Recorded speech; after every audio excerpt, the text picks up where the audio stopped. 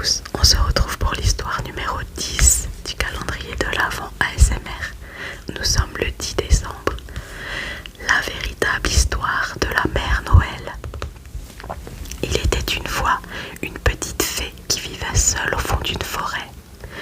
Elle ne voyait jamais personne et était très malheureuse de cette solitude.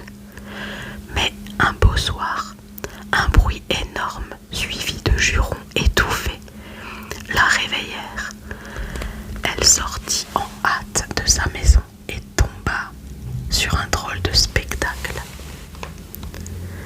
Un grand traîneau en bois attelé de 8 rennes se trouvait dans la clairière.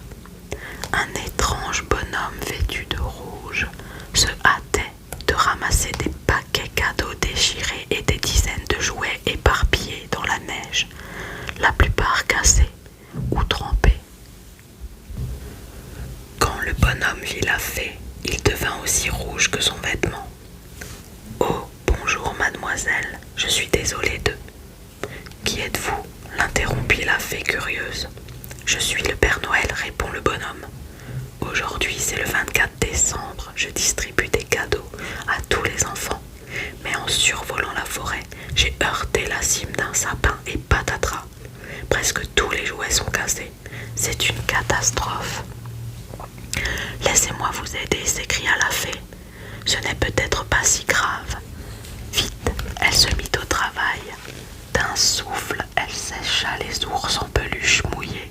D'un coup de baguette magique, elle leur donna vie. Petit ours, écoutez-moi. Je vous charge de revisser les têtes de vos amis les poupées.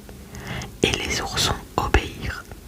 Pendant que le Père Noël réparait le mécanisme des robots qui avaient perdu la parole, la fée recouvrit de mousse et de feuilles tressées les jouets dont le papier cadeau était abîmé. Elle recolla ensuite avec de la poudre de perlimpinpin les dinettes ébréchées et enfin recousu avec du fil et une aiguille les habits déchirés des poupons. Grâce à elle, le Père Noël put repartir. « Je vous remercie de tout cœur » cria-t-elle en s'envolant. « Je reviendrai vous voir. » Et il disparut avec son traîneau. La fée écrasa une larme en se disant qu'elle ne le reverrait jamais et rentra chez elle. Le lendemain, elle fut à nouveau réveillée par un bruit devant sa porte. Sur le seuil se trouvait un petit paquet cadeau. Il contenait une ravissante bague en pierre